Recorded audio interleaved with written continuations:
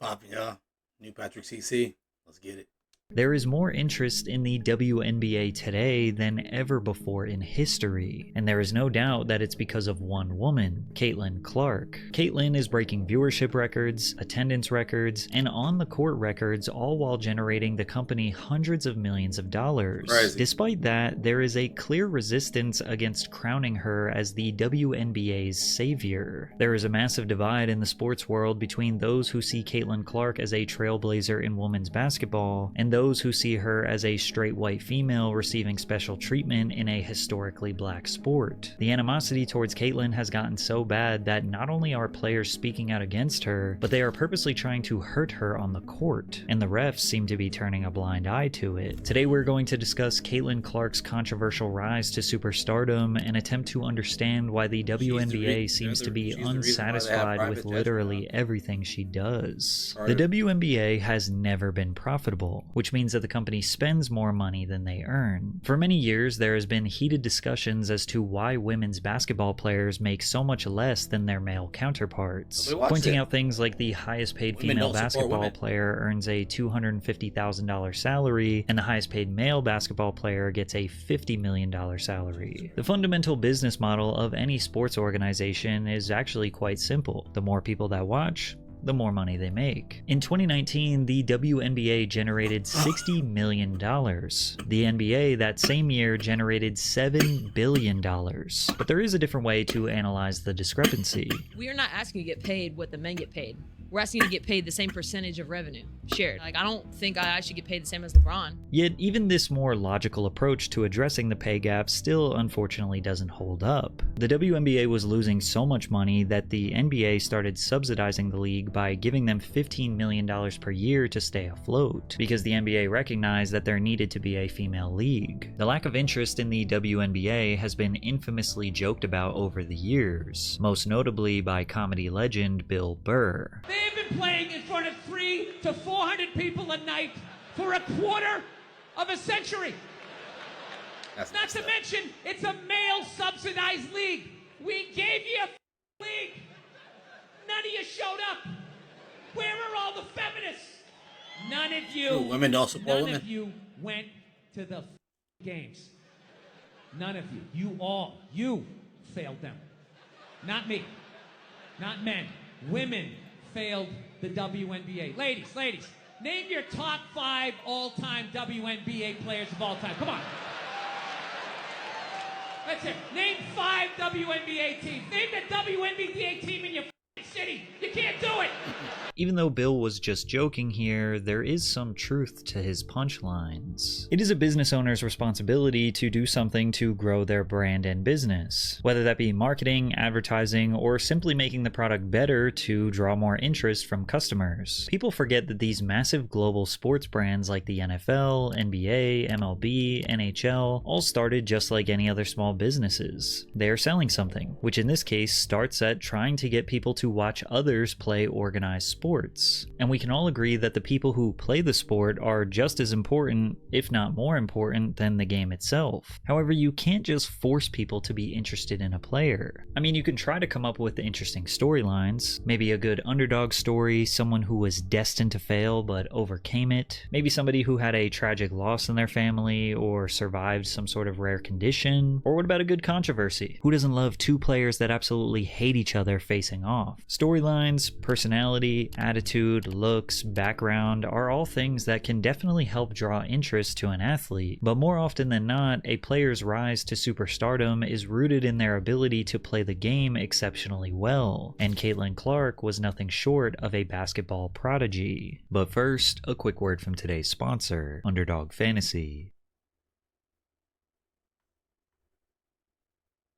Entering her sophomore year, she ranked 2nd in the state in scoring. One game, she scored 60 points in a 90-78 win against Mason City High School. In her junior year, she set the state single-game record with 13 three-pointers. For the season, Clark averaged 32.6 points, 6.8 rebounds, 3.5 assists, and 2.3 steals per game, helping Dowling finish with a 17-8 record. Clark would be named At Jimmy John's, just $10 gets you a full 8 inches of any original sandwich, chips, drink, and a dessert. I'll go premium.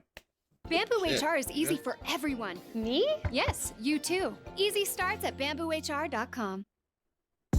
Use Kayak to Long book ass, flights on too. days that Might have cost to less. check it out. Download the Kayak app now. In your quest for back pain relief, you've probably tried this. And this. Probably that. Named the Iowa Gatorade Player of the Year and repeated as an all-state first-team selection by the IPSWA. Every single one of Caitlin's averages increased during her senior year, and she led the state in scoring for the second year in a row. By the time she graduated from high school, ESPN ranked Caitlin as the 4th best player in her class and a 5-star prospect. Caitlin announced her intention to play basketball for the University of Iowa. When she entered her freshman season as Iowa's starting point guard, she stood at 6 foot and was a prolific scorer, capable of putting up points from all areas of the court. Caitlin has a deep shooting range that allows her to hit three-pointers from well beyond the arc. Her scoring versatility makes her a constant threat to opposing Curry has defenses. ruined basketball. Outside of scoring, she is also an excellent playmaker. Her court vision and passing skills are exceptional, often reading defenses effectively and finding open players with precision. Caitlin's ball handling allows her to navigate through defenses with ease. She can drive to the basket effectively and will break down defenders without breaking a sweat. While Caitlin's defense leaves much to be desired, she has a confident demeanor on the court and plays with a high level of intensity and competitiveness. Or in other words, she plays with swag. Throughout her college career, she was seemingly breaking records every other game and put up stat lines that hadn't been accomplished by any player in the history of NCAA D1 basketball. And while many college basketball fans knew about Caitlin's dominance, many people's first introduction to Caitlin Clark, as well as potentially women's basketball as a whole, was during her highly publicized controversy during the 2023 March Madness tournament. In the Elite Eight of the NCAA tournament, Caitlin recorded her best playoff performance to date with She always 41 does points, that 12 look. assists, and 10 rebounds in a 97-83 win over Louisville. She became the first player in both men's or women's tournament history to record a 30 or 40 point triple-double. While her performance made history books, Clark's behavior throughout the game is what made national news. Clips of her trash talking went viral on social media, like when she was interpreted as saying, "You're down 15 points, shut up," to her opponent. Then, after knocking down her 6th three-pointer, she looked at that same opponent, waved her hand in front of her face, mimicking wrestler John Cena's signature "You can't see me" taunt. After the game, Cena publicly acknowledged Clark's use of his signature taunt. Even if they could see you, they couldn't guard you. Congrats on the historic performance, Caitlin Clark. However, not everyone was as supportive of Clark's behavior. Great shooter, but attitude. Female LeBron. She needs to learn some humility. Why and people hate LeBron so sportsmanship, much, and that's man? putting it nicely. Good Sadly, that seems to be the norm these days. Still lots of good kids in the game, but showboating and taunting is more evident with each season. However, fans let her run her mouth because they felt she was destined to lose her next game. While Iowa was entering their first Final Four since 1993, their opponent was the defending champions South Carolina, who were on a 42-game win streak. Yet Clark recorded another historic performance with 41 points, 8 assists, and 6 rebounds. Iowa won 77-73 in an upset against the Gamecocks.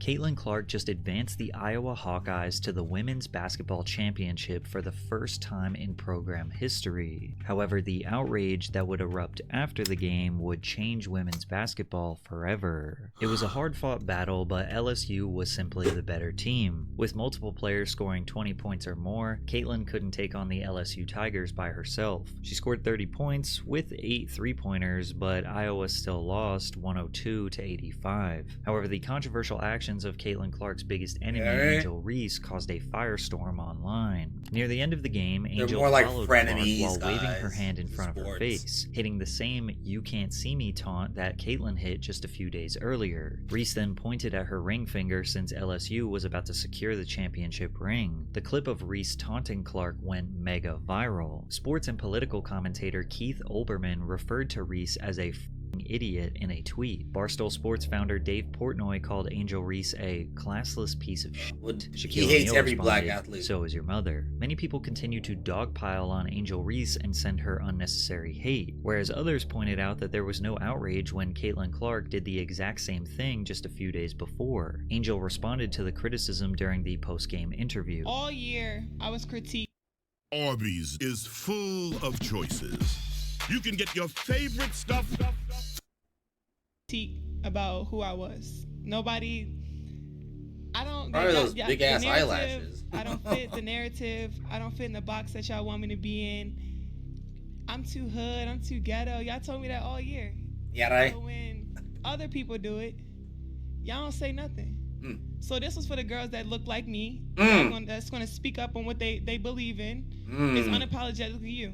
And that's what I did it for tonight. This was for the more than it was just bigger than me tonight. Angel and her supporters online felt that she was only receiving negative criticism because she was black. And if you read some of the hateful things being sent her way, it's hard to see it as anything other than racism. However, real sports fans knew that whether it was Caitlyn or Angel trash talking and taunting, it was good for entertainment. This is all normal and just a part of the game. Even Caitlyn did not think that Angel deserved backlash. She should never be criticized for what she did. I'm just one that competes, and she competed. I'm a big fan of hers. But the drama was not done yet. In American sports, it's tradition to visit the White House That was literally after just the winning a beginning. championship. However, First Lady Jill Biden expressed her desire for Clark and Iowa to also visit the White House. That's when We'll have the champions come to the White House. We always do. So, you know, we'll have LSU come. But you know what? I'm going to tell Joe, I think Iowa should come too, because they played such a good game. So,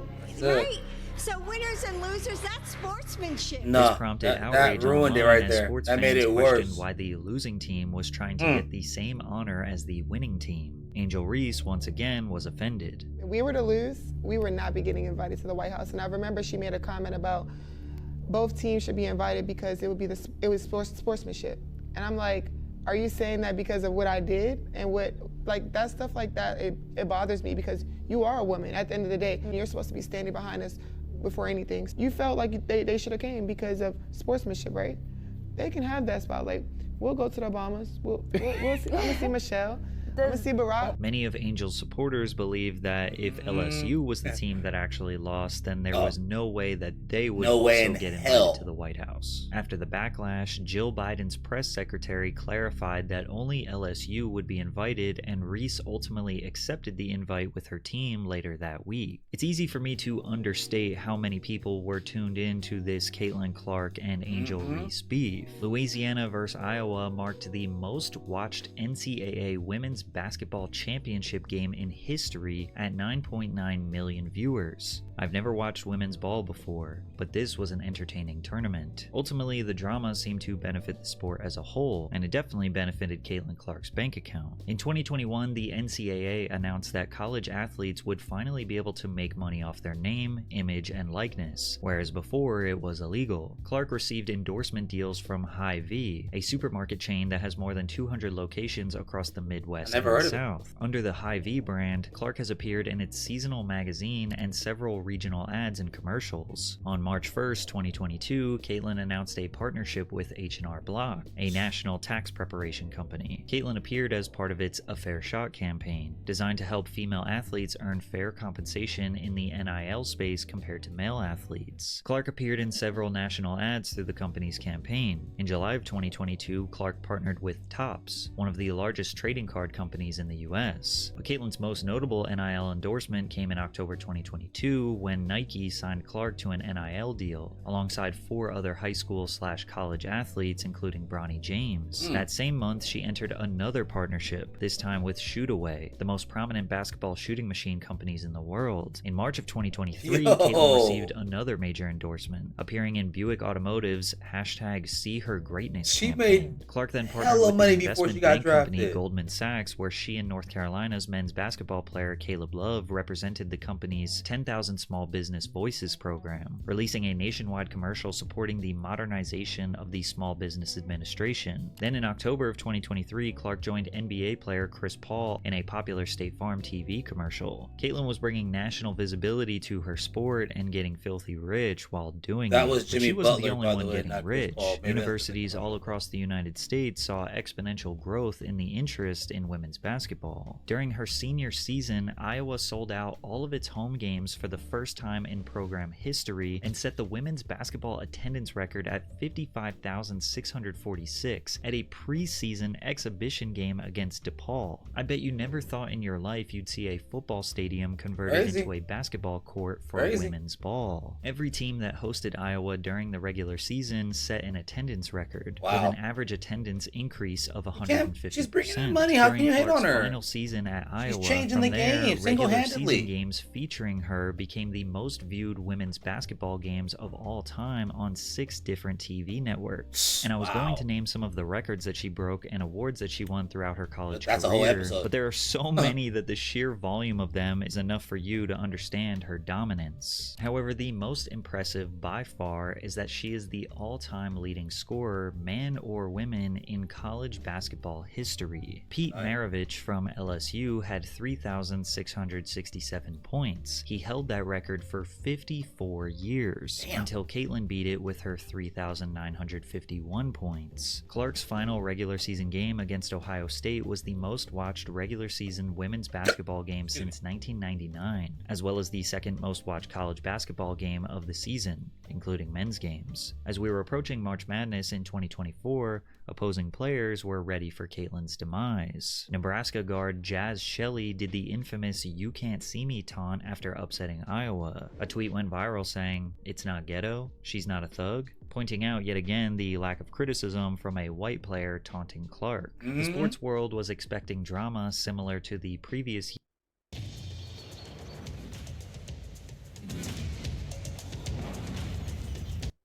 I'll keep it a band. I don't remember them losing last year. Explosive battle with Angel Reese. In the Elite Eight, the Hawkeyes faced the Tigers in a rematch of the 2023 National Championship game. Tension was at an all-time high, but the ladies kept this match professional, and Caitlin was not going to let her team go down the same way they did last year. Clark led the Hawkeyes to victory with 41 points, 12 assists. Haley Van Lith. I know she's pushing the, she's marching the troops into this new era of women's basketball. I've never seen a person get cooked so bad in my life. Caitlin Clark cooked her so bad, she had to transfer schools. It was brutal what Caitlin was doing to her. Brutal. I wonder if he's going to talk about that, the new cute girl era or whatever, but I'll talk about that at the end if he doesn't talk about it. And 7 rebounds in a 94-87 win over LSU. Nah, Caitlin is built different. The look on Angel Reese's face was priceless. Female Curry, she's goated. Caitlin Clark is the kind of generational talent that can change an entire sport. I really think she is going to make people take women's basketball a lot more seriously. Caitlin's 9 3-pointers made her the Division I all-time leader in 3-pointers. After defeating UConn in the Final Four, Iowa reached the national championship game for a second consecutive season. Unfortunately, Clark's 30 points, including a historic 18 points in the first quarter, wasn't enough to beat South Carolina, who won the game 87-75. As great as Caitlin was during her college career, as much as she carried her team to victory for 4 years straight, she was never able to secure a championship title. However, her star power is undeniable, and she will be considered one of the greatest women's basketball players in college history. The national championship delivered 18.9 million viewers, 10 million more than the previous year's game, making it the most viewed women's college basketball game in history. The media spent more time talking about Caitlin than any other players or the team that actually won the game. Yeah, they went undefeated. Every headline undefeated and didn't get no Caitlin headline. is a certified star, and she didn't even need to win to be seen as the winner. However, Caitlin's praise is most certainly a double-edged sword. As she entered the WNBA, she was facing immense pressure to revitalize a failing sport. The ticket sales, viewership, and all other financial implications are seemingly riding on her performance as a pro. If she isn't as dominant, or there isn't a good storyline surrounding her, perhaps new fans will become less interested, and the WNBA will miss out on their opportunity to finally become a profitable business. Additionally, other professional players are not very fond of Caitlin. They are not convinced she will be able to handle the big leagues, and there is no doubt that they are playing more aggressively towards her. They are fouling her much harder, sometimes to the point of blatantly hitting her in the head. And the conversation of her being a straight white female boosting her success will continue to permeate throughout the media. With the first overall pick of the 2024 WNBA draft, the Indiana Fever selected Clark. This broadcast averaged 2.45 million viewers, which was the most in WNBA draft history. Clark's professional contract is worth $338,000 over 4 years. Her fans were outraged at this news. In comparison, the NBA's first overall pick is expected to make $57.19 million over the first 4 years. On average, the NBA rookie contracts average about $33 million, whereas the WNBA rookie contracts average about $320,000. Luckily for Clark, her endorsement deal was about to make up for the lack of funds the WNBA was providing. Adidas offered her a 4-year, $6 million contract. Under Armour offered her a 4-year, $16 million contract. But she ultimately signed a $28 million contract with Nike that spans 8 years and includes a signature shoe. Caitlin also signed a multi-year deal with Wilson Sporting Goods, the WNBA's official basketball supplier. Wilson said that Clark would test, advise, and provide feedback on a range of its basketball products, become a brand ambassador, and release new collections that celebrate her throughout 2024. Not only was Clark receiving praise from fans and the media around the world, but because of endorsements, she just earned a level of wealth that no female basketball player has ever seen before. The salary cap for every single WNBA team combined is a little over $17 million. From Caitlin's Nike endorsement alone, she could pay every single WNBA player's salary for 1 year and still have $10 million left over. So imagine how all of the other players feel, even the ones on her team. They play on the same court, they play the same game, and they often outperform Caitlin, but they won't receive nearly as much or any media attention at all, and they'll make about $80,000 a year, which is not even enough to comfortably afford a typical home in America. It's safe to say that Caitlin Clark had a target on her back. Several WNBA players, including some who are no longer in the league, made public comments that many interpreted as being antagonistic towards Clark. People of America, it's the all-new Sonic Smasher. Live free, eat Sonic. You want to live free? There's no surefire way. So there's been this hot take debate about, do you need to have a championship for legacy when you talk about a women's college basketball player? You are the expert on this since you have 4. Yeah. Does Caitlin Clark need a championship to be considered one of the greats in women's college basketball history? Yeah. She does. I think so. Because then you're gonna look 10 years back and you're gonna see all the records she's broken and the points and stuff like that. But anybody knows, your goal when you play college basketball is to win a national championship. So you need one. Around the same time, college basketball legend Lynette Woodward suggested during a coaches convention that Clark hadn't broken her scoring record because they weren't playing under the same rules. I'll just go ahead and get the elephant out of the room. I don't think my record has been broken because you can't duplicate what you're not duplicating. And so unless you come with a men's basketball and a 2-point shot, hey, Everybody gotta take a shot, you know what I mean?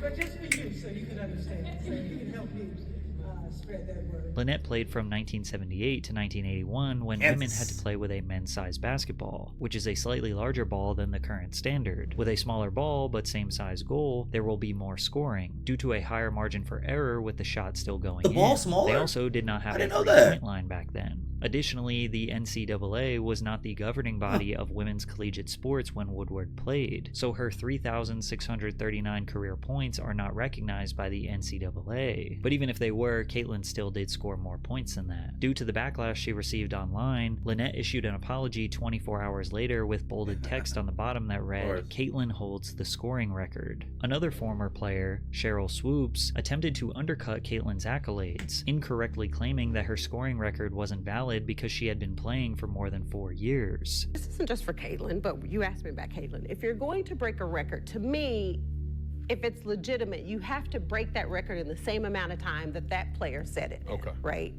So if Kelsey Plum set that record in 4 years, well, Caitlin should have broke that record in 4 years.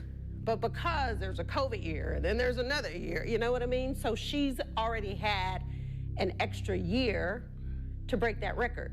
So is it truly a broken record? While this seems like a decent argument, Cheryl is just misinformed. Caitlin only played college basketball for 4 seasons, not 5. Caitlin Clark right now probably takes about 40 shots a game. Caitlin only took 20 shots per game over her NCAA career. That's double than what Cheryl claimed. How much more experience that gives you over other players coming in, right? So people say, dang, like he or she's killing them, but you have a 25-year-old playing against a 20-year-old. Like, you should be killing them because you've been doing it a lot longer than they have. Cheryl then says Caitlin is 25 when she is 22 years old. Then when Cheryl got called out for the misinformation, this was her response. I'm gonna say this, and then I wanna be done with this whole conversation. So for people to come at me and say that I made those comments because I'm a racist, first of all, black people can't be racist, but that's the farthest thing from my mind. Racist? That was kind of a reach. Very small West Texas town, predominantly white. My best. Were you from Odessa? Childhood friend is white. So it's important for me that I speak up for people that look like me. It's Black History Month. So let's not forget. Our ancestors fought and died for us to have opportunities that we have today. I have no issues with Caitlin, her breaking the record.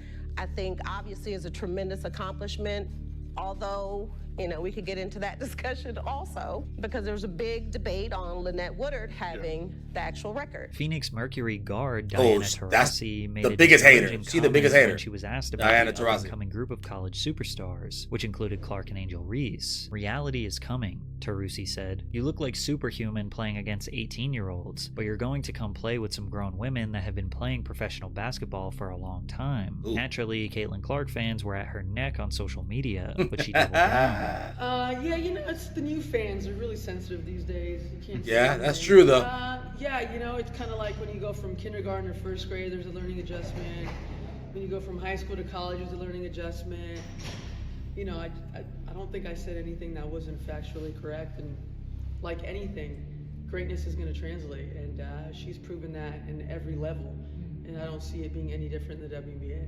All those sensitive fans didn't even know who Taurasi was until Caitlin Clark. Anyone who criticizes or even makes a subtle negative comment on Clark will receive pretty obnoxious replies from people on social media. But that did not stop the women from saying how they feel. A'ja Wilson, the Las Vegas Aces star, told AP News that she felt Clark's whiteness was a huge factor in her popularity. You can be top-notch at what you are as a black woman, she said, but they don't see it as marketable. So it doesn't matter how hard I work. She added, it boils my blood when people say it's not about race because it is. In a league in which approximately 70% of the players are black, nearly a third identify as LGBTQ, and most come from urban environments, Clark is white, straight, and from Iowa. However, others merely say it's just because she's an incredible player. Her playstyle and ability to shoot deep. Damn, look at that shit, bro. That's exciting. Curry, who is a modern-day NBA exactly. superstar that what kids the hell? around the world love. Not to mention the endless list of records she holds. There's no solid argument against Caitlin Clark being great, but that was in college. How is her professional career going so far? Caitlin made her debut on May 14th, scoring 20 points in a 92-71 loss to the Connecticut Suns. 10 days later, she posted her first double-double with 11 points, 10 rebounds, and 8 assists, showcasing her potential in the Fever's first regular win over the Los Angeles Sparks. On May 28th, in a rematch with the Sparks, she recorded a career high, 30 points, 5 rebounds, and 6 assists in an 88-82 loss. During the game, Clark broke the record for the fastest WNBA rookie to reach 100 points and 50 assists. She was named the league's Rookie of the Month in May. Still, Clark received criticism for not reaching the unattainable standards bestowed upon her by the media. While she was performing well, she wasn't performing well enough. Her high turnover count paired with the Fever only winning 1 game in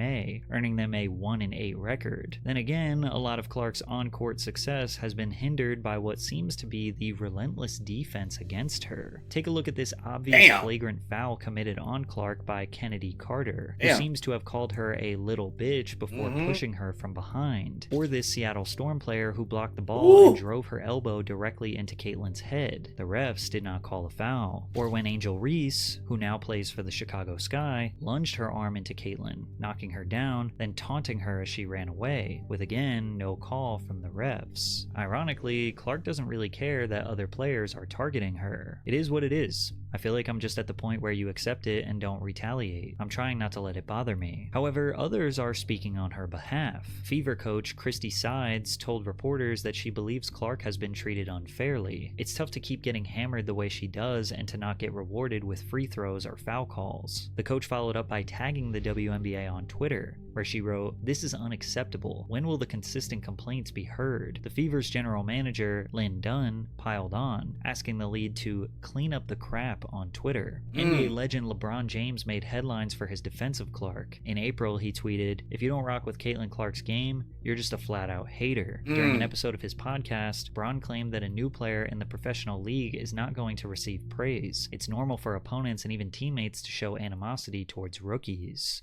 The people could have been your teammates, could have been the people you were competing against. They weren't celebrating you. No, not at all. They wanted to kick your ass. Absolutely. Absolutely. I mean, my teammates, for sure. There's video evidence of my teammates basically saying he's not ready, or there's somebody playing his position, or we're not putting all our faith in the 18-year-old kid. So my own teammates that I had to be on the floor with, practicing with, on the planes with, in the locker room, in game situations was kind of, just had this kind of, like you say, you want to say hate, but just animosity, towards me. And I didn't even come in with that. I came in with the narrative, but I didn't come in with that type of aura. I just wanted to come in and learn from the vets and then put the work in. So I think for my advice to Caitlin, and my advice to anyone that comes in with this, this level of notoriety, out of this world expectation, it's all about having, be a horse, man. The Kentucky Derby, put your blinders on, go to work, show up to work, punch your clock in, prepare yourself, work on your game, work on your craft, kind of keep your mouth shut, and just learn from the vets. When they ask, you voice your opinion if they want your opinion, man, early on, because everybody is looking for you to say anything, and they're gonna splice it and cut it and make it a negative thing. ESPN host Pat McAfee also chimed in to defend Caitlin Clark. But I would like the media people that continue to say, this rookie class, this rookie class, this rookie class. Nah, just call it for what it is. There's one white bitch for the Indiana team who is a superstar. And is it because she stayed in Iowa, put an entire state on her back, took a program from nothing to a multiple year success story? Is it because she would go on to break the entire points records in the history of the NCAA? Not just the women's record by Kelsey Plum, shout out, but also Pistol Pete Maravich's, the dude's record as well. Is there a chance that people just enjoy watching her play basketball because how electrifying she is, what she did, what she stood for, how she went about going, what she went for? Maybe. But instead, we have to hear people say that we only like her because she's white. And she's the only popular because the rest of the rookie class is doing what they're doing. Well, that's a bunch of bullshit. And we think the WNBA, more specifically, their refs need to stop trying to screw her over at every single turn. What you have is somebody special. While McAfee was criticized for calling Caitlin a bitch, many agreed with his sentiments. However, Angel Reese pushed back on the narrative that Clark is single-handedly bringing new fans to the sport. It all started from the national championship game, and I've been dealing with this for 2 years now. And understanding, negative things have probably been said about me, but honestly, I'll take that because look where women's basketball is. People are talking about women's basketball, but you never would think that we'd be talking about women's basketball. People are pulling up to games. We got celebrities coming to games, sold out arenas, just because of one single game. And just looking at that, I'll take that role. I'll take the bad guy role, and I'll continue to take that on and be that for my teammates. And if I want to be that, and I know I'll go down in history, I'll look back in 20 years and be like, yeah, the reason why we watching women's basketball is not just because of one person. It's because of me too, and I want y'all to realize that. Although many people don't want to give Angel her credit, there's no doubt that the hero versus villain story is working in the WNBA's favor, as well as Caitlin.